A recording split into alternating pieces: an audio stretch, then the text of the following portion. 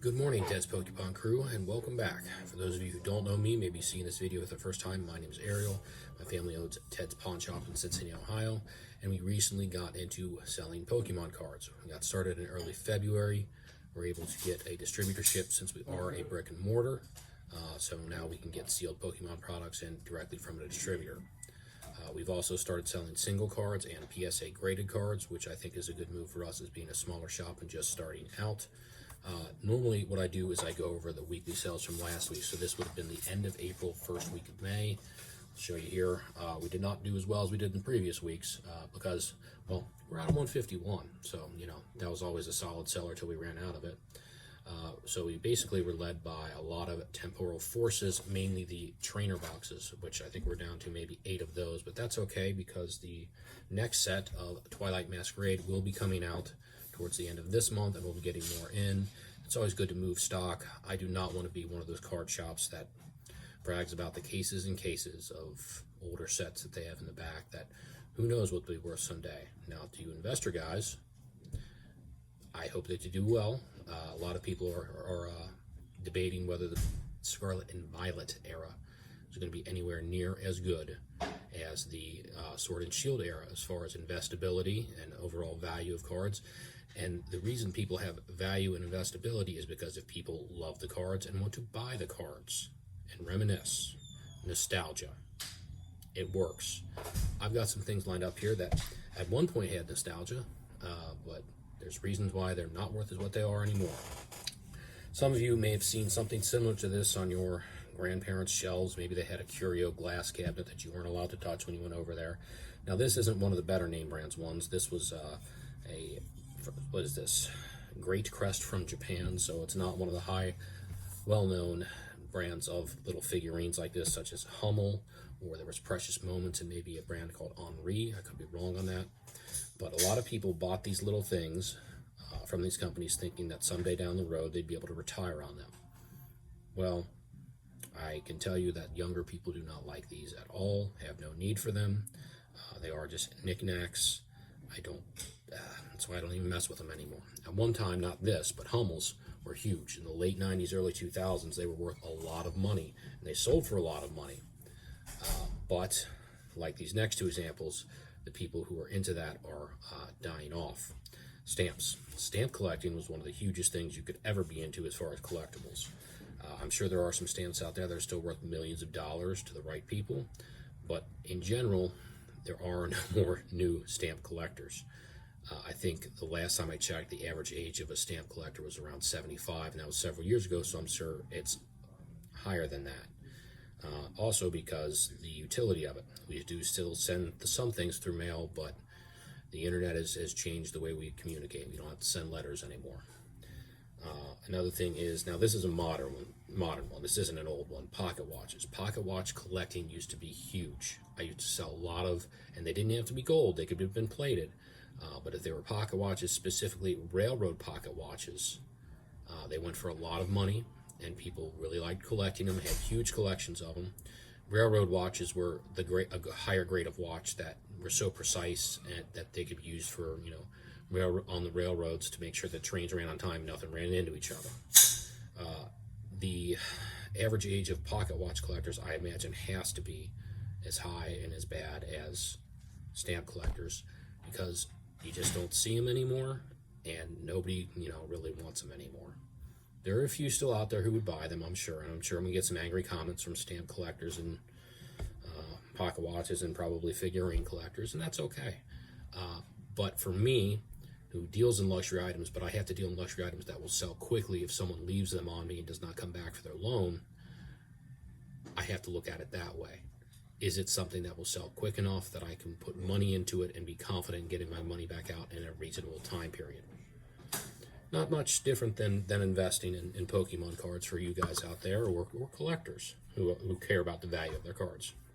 Now, something here that we also got into is, Louis Vuitton pre-owned luxury items. I have a cert company that I use called Entropy, who certifies all of these products before I would resell them to the public, which gives me extra confidence and the buyer extra confidence that they are buying a genuine item. This has been really good for us. Louis Vuitton is an excellent company as far as promoting the image of their name brand and why people want to own these things. Now, I know you Pokemon people love your sealed products. This is just an example because we're out of 151. I would have used a booster bundle of 151, but we're out of those. Had to sell them. Got a pretty cool Charizard here that we pulled out of our latest PSA reveal. It's a nice one there, isn't it? Gem and 10 and Brilliant Stars. So we know that one's going to be going up in value for at least the short term. Who knows long term? I can't predict the future. And then something else, and this kind of relates a lot to Pokemon cards. This is a Mickey Mantle card. Everybody knows who Mickey Mantle is, especially in the baseball card community, sports card community. This isn't his best card. It's his last year. Off center. Got a 5. But to me, this card is special because it reminds me a lot of my dad, who was also into collecting baseball cards, and something we connected over. And that leads me into those of you who are concerned about the future of your hobby in Pokemon cards. You have to get children involved. You know, those of you that have your own kids, moms and dads who are into Pokemon, I know you love opening packs with your kids, and they love it too. It's great to see. One of the most important sales I had, it was a small sale. Kid came in with his mom, pulled a $5 bill out of his pocket, and bought the cheapest pack of cards I have, which is $3.29. With sales tax comes to $3.50. If you do not have those coming into the hobby, it will not be a hobby for long.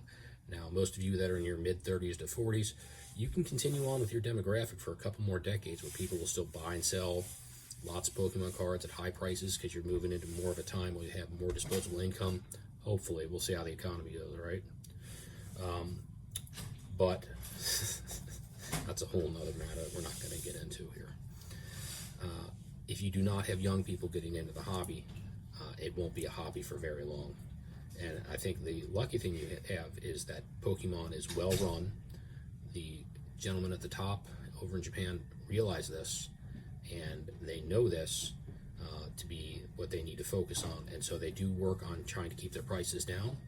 They do work on promoting the card game as well as the video games and the other forms of media, the movies, the TV shows, and all the other little plush items.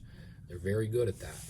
And you should be thankful because some of us grew up with, childhood franchises that we really loved, and a decision was made at a corporate board to kill off your favorite character when it came to a movie.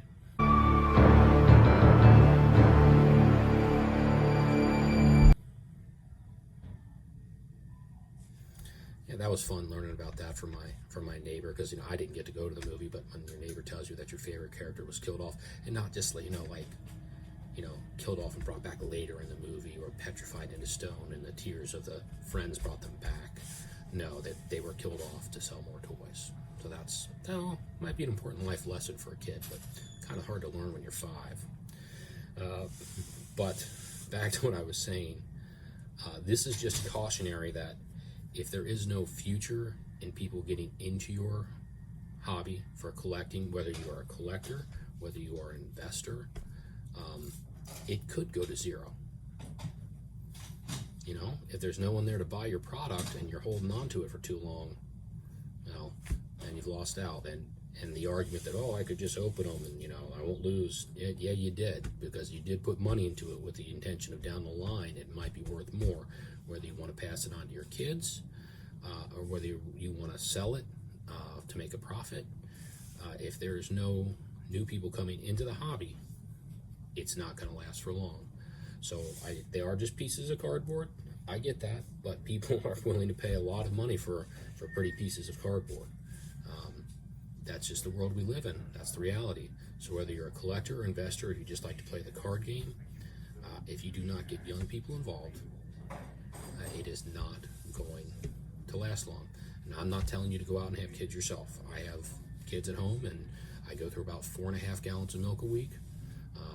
Sometimes more, so you can do the calculations how many Pokemon cards that would buy you. But that's just my take on it. What do I know? But anyway, have a good week. Thank you very much for watching. Please subscribe.